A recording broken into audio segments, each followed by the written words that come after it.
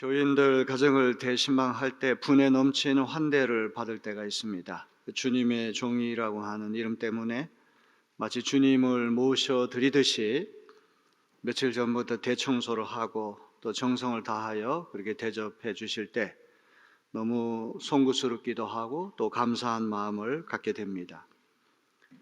식사 자리라고 하는 거 귀한 자리입니다.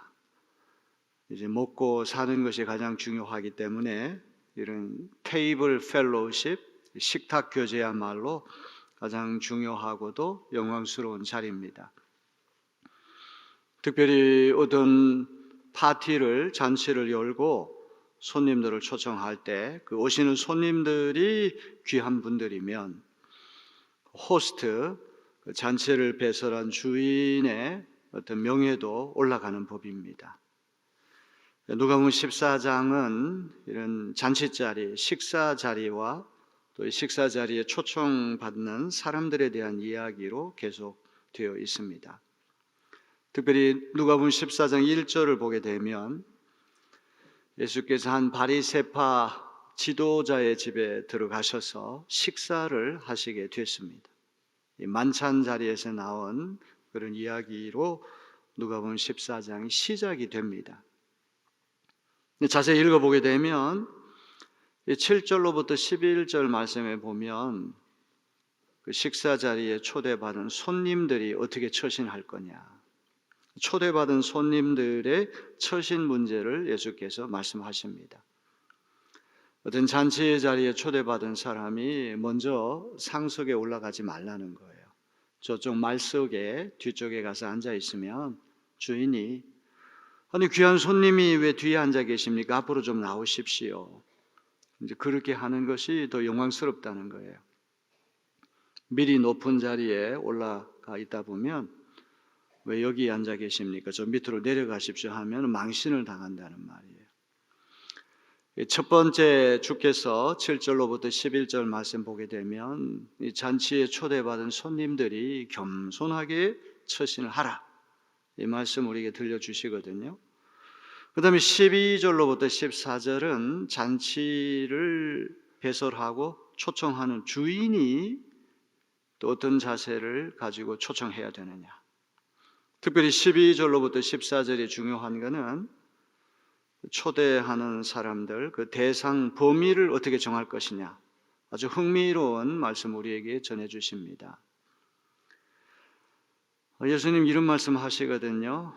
어떤 사람이 손님들을 이렇게 초대하게 될 때 좀 삼가해야 할 사람들이 있는데 친구, 형제, 친척, 부유한 이웃, 이런 사람들은 그 잔치자리에 초대하게 되면 그 갚을 수 있는 여력이 있기 때문에 이제 다시 초청을 해서 갚아줄 것 아니냐. 그러면 하늘에 상이 없다는 말씀 하시거든요. 이거는 믿음의 눈이 없이는 이해가 안 되는 말씀이에요.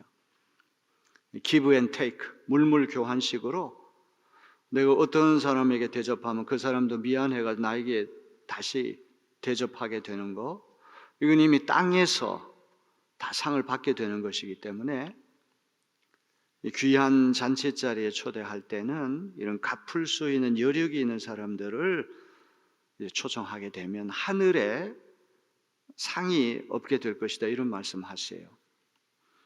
이거는 믿음 없이는 받아들이기 어려운 것이죠. 길가에 한 푼 줍쇼 하는 노숙자들, 갚을 여력이 없는 사람들입니다. 그런 이들에게 도움을 주는 것은 하나님 보시기 때문에 하나님께서 언제가 우리에게 갚아주신다는 거예요.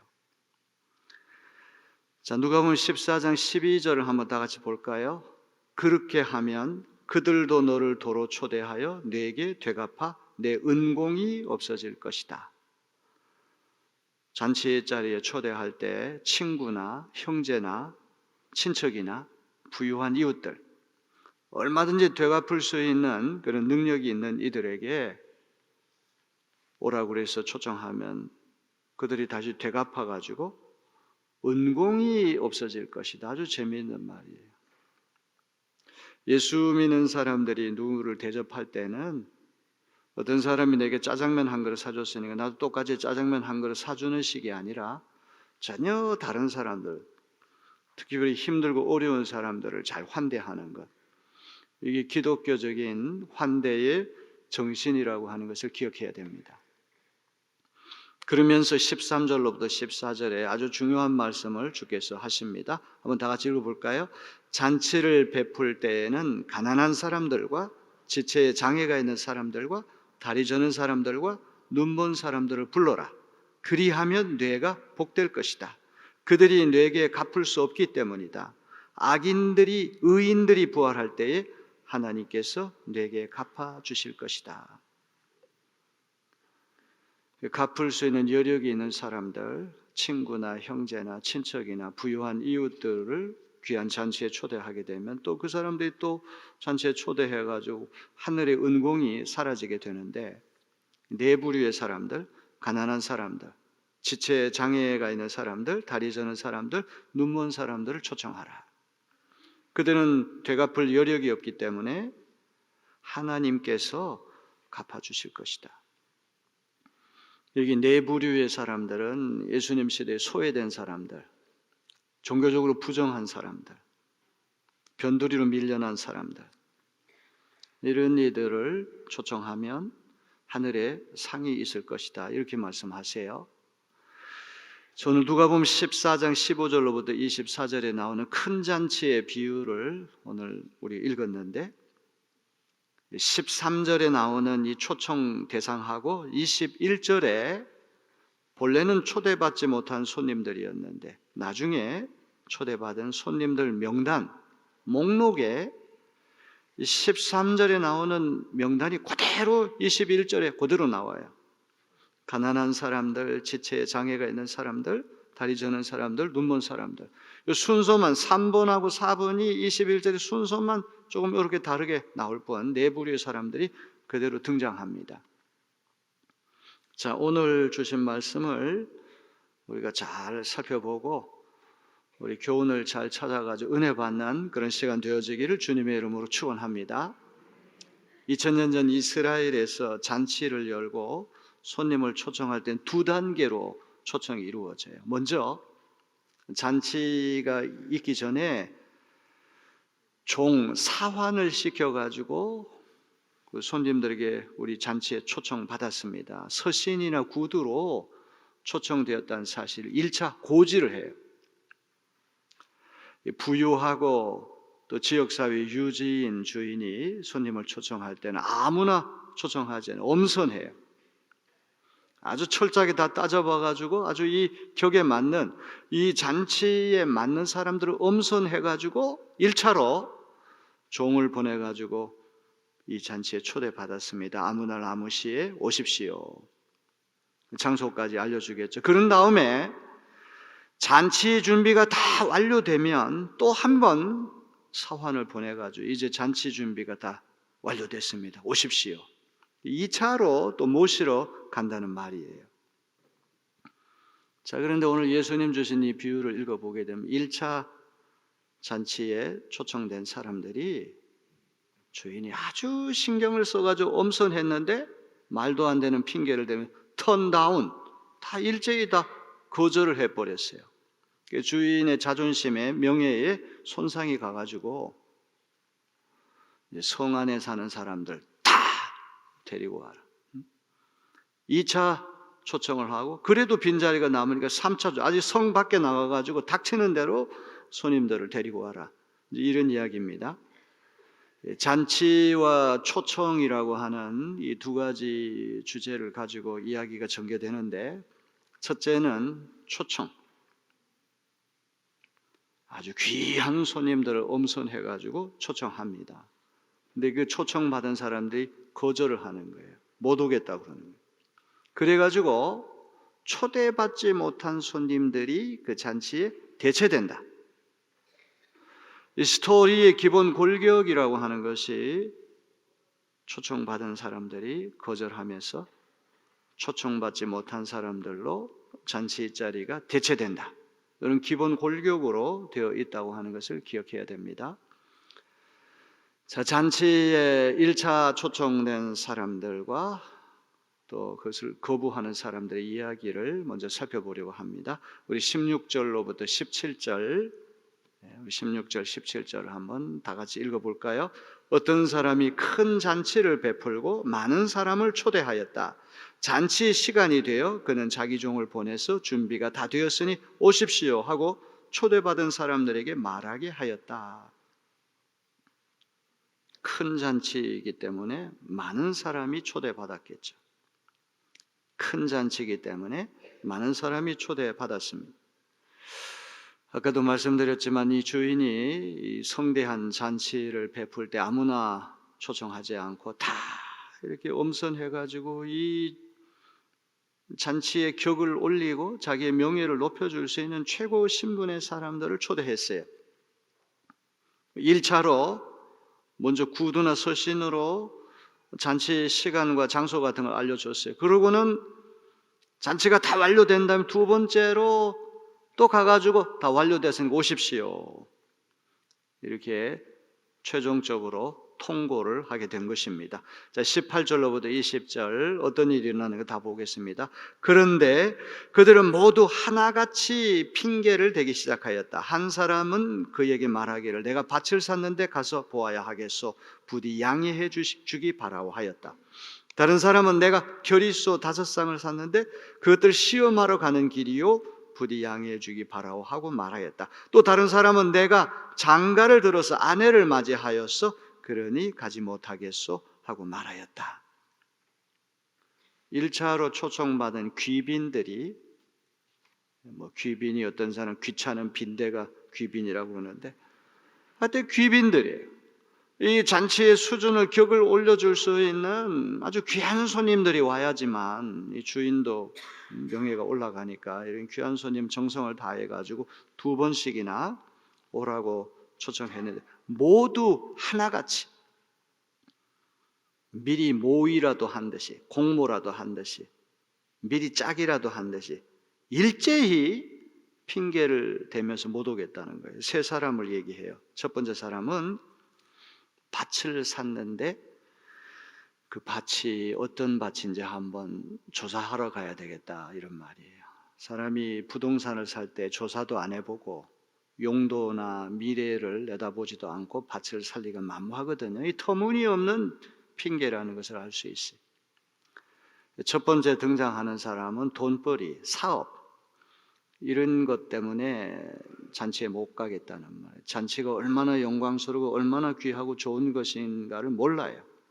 지금 사업하는 것, 돈 버는 것이 더 중요하기 때문에 잔치 안 갑니다. 두 번째 사람은 소를 10마리 샀는데 이 소들이 말을 잘 듣는지 일을 잘하는지 또 테스트를 하러 간다는 말이에요.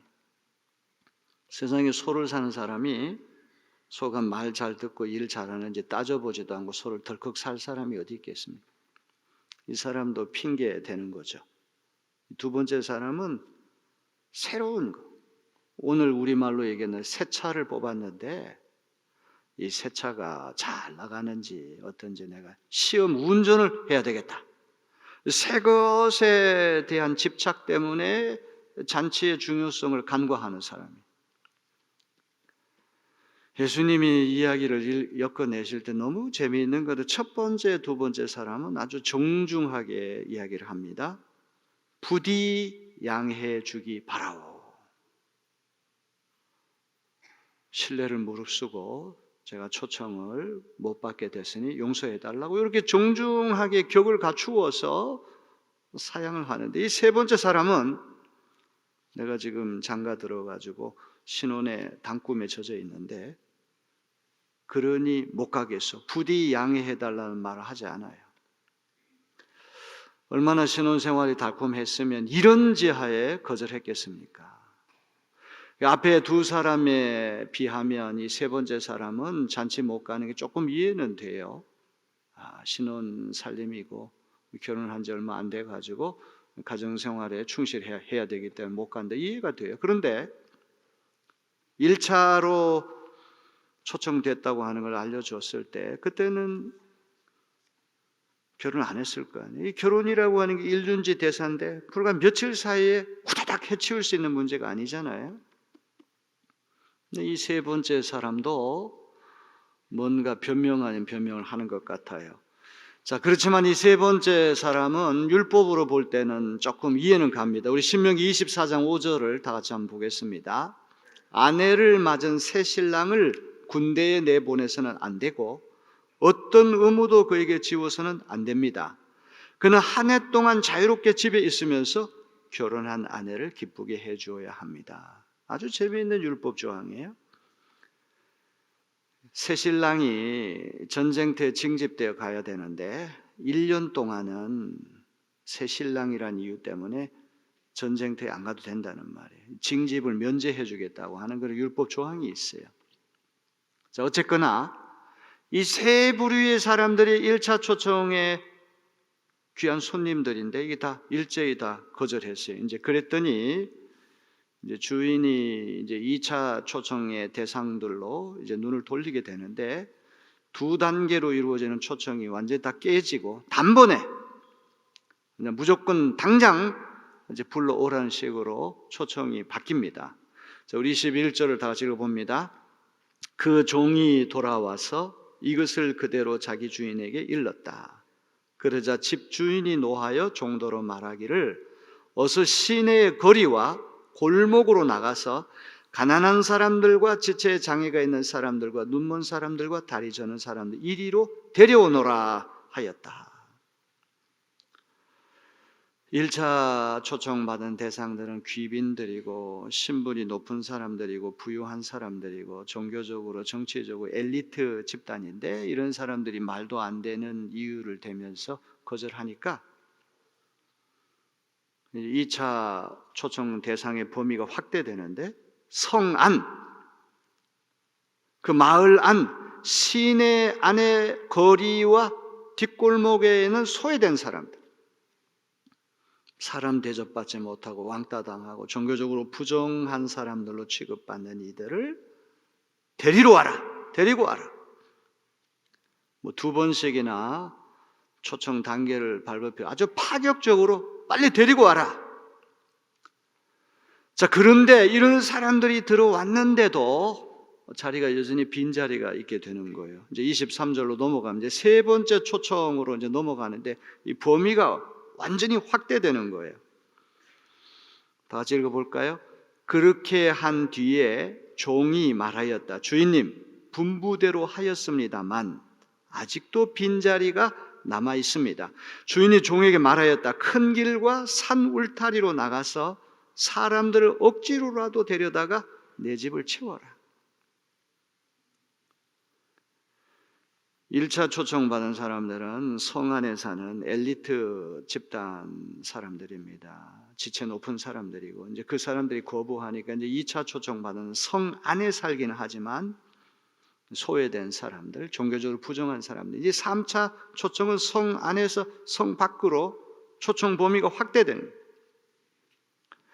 1차 초청된 사람들은 이스라엘의 바리새인 서기관들, 정치, 종교, 높은 지도자들인데 그들이 거부하니까 부정한 사람들로 취급됐던 가난하고 소외된 사람들, 장애 있는 사람들, 그런 이들이 이제 천국 잔치에 초대받은데 그걸로도 자리가 모자라니까 이제는 성 바깥으로, 이건 전 세계 이방인들을 대상으로 천국 잔치 초청 범위가 확대되고 있다는 걸 보여주는 거예요.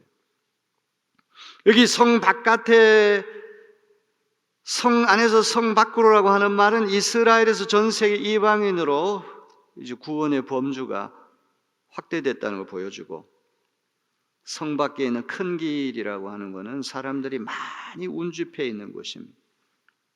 특별히 산 울타리라고 하는 이곳은 나병 환자나 거린들, 불황자들 이런 사람들이 거주하는 곳이거든요.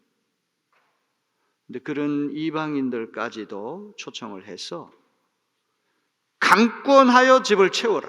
억지로라도 데려와서 집을 채워라. 이게 초대에 대한 이 표현 강도도 점점 세지고 있어요. 16절에 보면 초대, 청함이라고 그랬고 21절은 데려오라고 그랬고 23절에 노골적으로 강제라도 억지로라도 데려와서 빈 공간을 채우라고 하는 말씀은 강도가 점점 높아져요. 자, 이 비유는 어쩔 수 없이 알레고리카란 해석, 비유에 등장하는 어떤 소재나 인물을 수수께끼 암호로 놓고 하나씩 대입해서 뭐는 뭐를 얘기하고 이렇게 하면 더 뜻이 선명해집니다. 큰 잔치를 배설한 주인은 하나님을 말하겠죠. 큰 잔치는 하나님의 나라 천국을 이야기할 것입니다. 주인이 보낸 종은 예언자 혹은 그리스도를 말할 수도 있겠죠. 가장 중요한 것은 처음 초대된 손님들은 누구냐?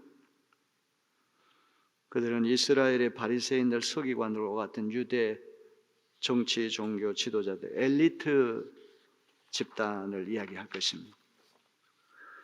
그러면 2차로 초대된, 처음에는 초대받지 못했다가 나중에 초대받은 2차 성 안에 있는 천민들은 누구를 얘기하느냐?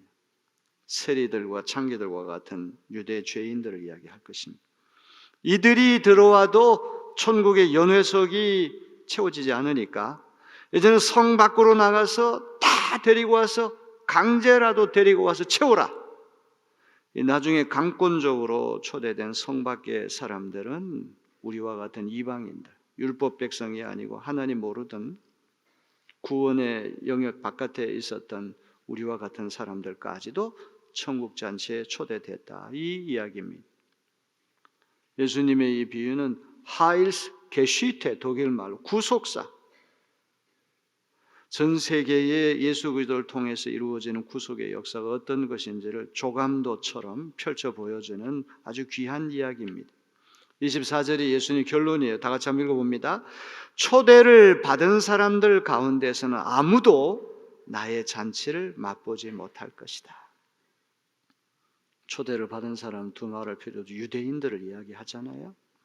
계약 백성이고 율법 백성이고 아브라함 후손들이고 초대를 받은 사람들이 이런 이유 저런 핑계를 대면서 예수님 거부하니까, 천국 잔치를 거부하니까 그들 가운데는 아무도 예수님의 천국 잔치를 맛보지 못하고 그들이 거부하는 바람에 어부지리로 우리와 같은 이방인들이 천국 잔치의 영광과 기쁨을 누리게 됐다는 말이에요. 아멘? 여러분 다 이해가 되십니까? 자, 이제 결론으로 우리가 이 말씀을 읽을 때 세 부류의 사람이 중요해요. 첫째는 주인, 잔치를 배설한 주인. 두 번째는 영광스럽게 초청을 받았지만 초청을 거부한 사람들. 세 번째는 처음에는 초대받지 못한 불청객이었는데 나중에 초대받은 손님들.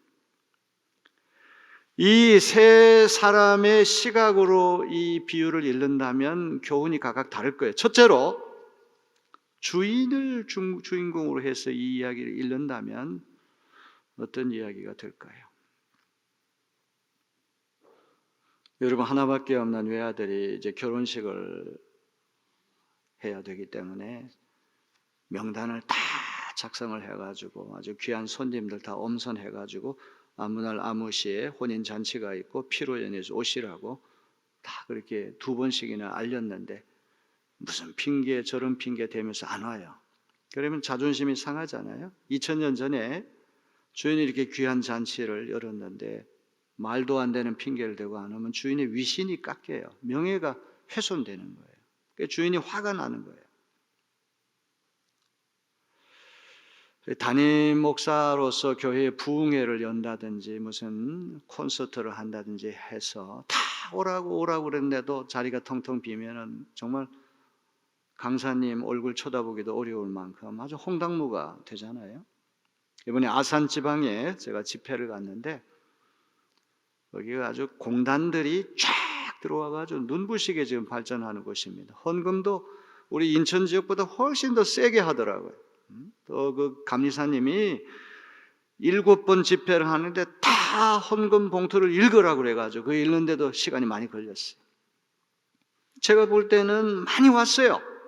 근데도 감리사님 맨 앞에 앉아가지고 끝날 때마다 강사님 너무 미안합니다. 무슨 일이 있어가지고 이번에 많이 못 모여서 너무 아닙니다. 많이 모였어요. 다른 집회에 벌써 많이 모였어요. 그래도 책임을 맡은 분은 빈자리가 뜨문뜨문 보이니까 이제 강사님 보기 미안하다는 말이에요. 이렇게 주인의 마음을 한번 헤아려 보는 그런 시간이 되었으면 좋겠어요.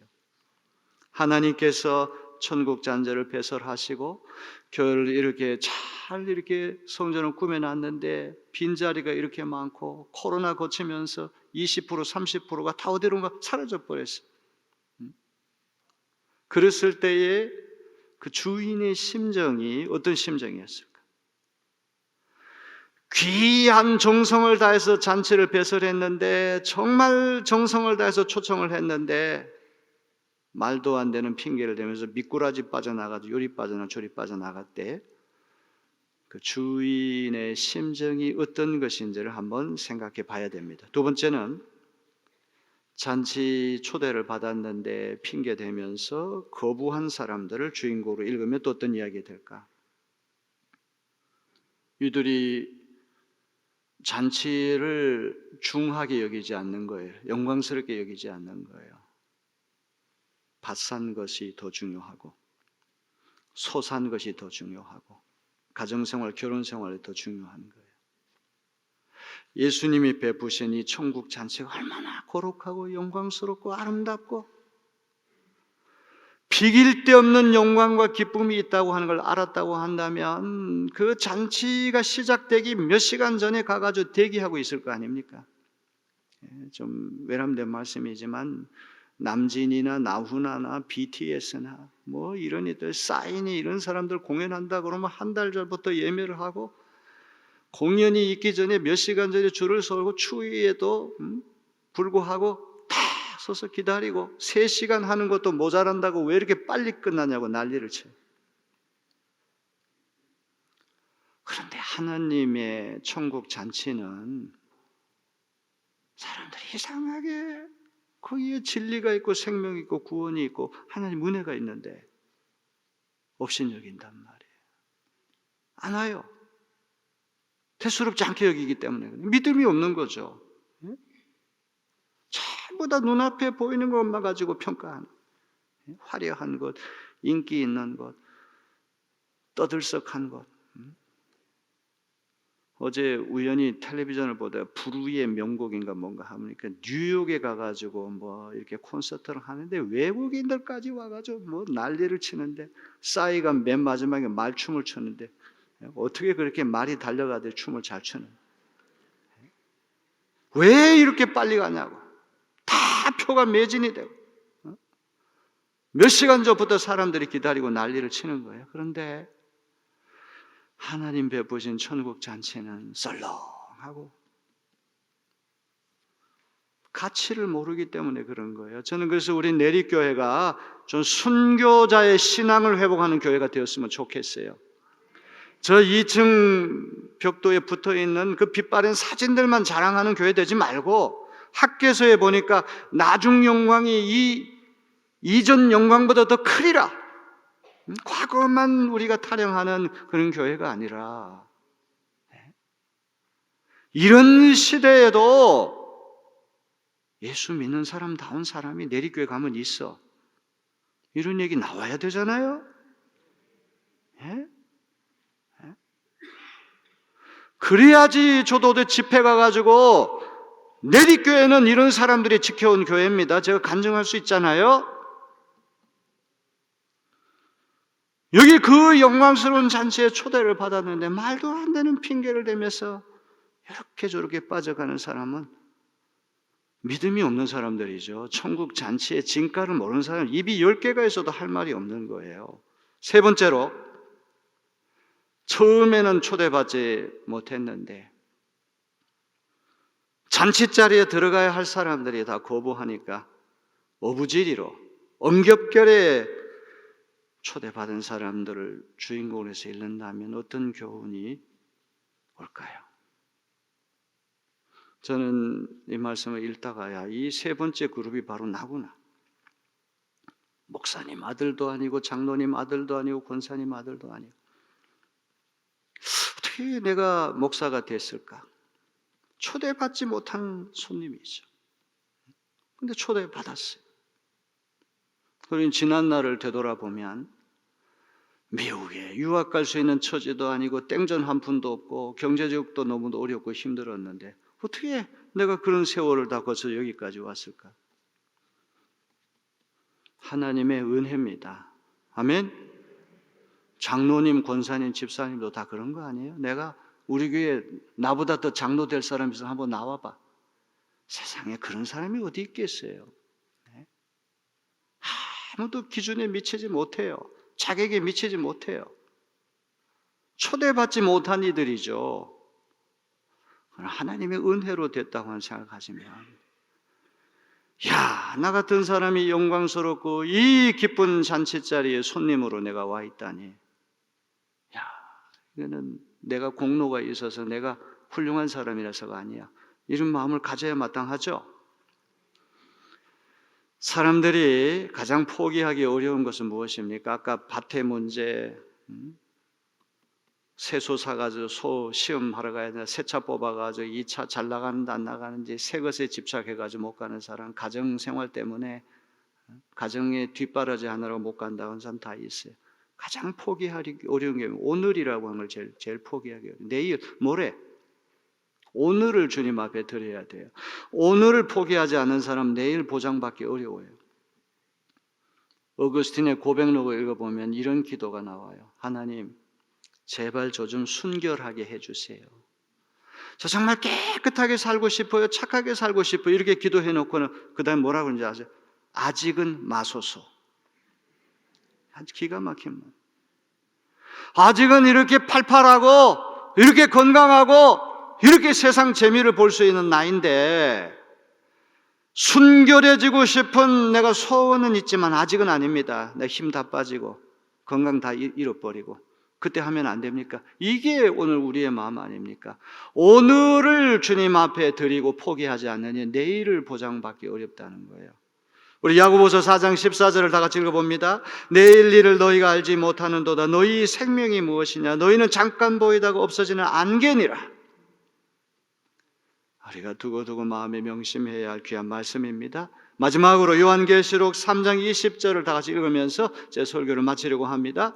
볼지어다 내가 문 밖에 서서 두드리노니 누구든지 내 음성을 듣고 문을 열면 내가 그에게로 들어가 그와 더불어 먹고 그는 나와 더불어 먹으리라.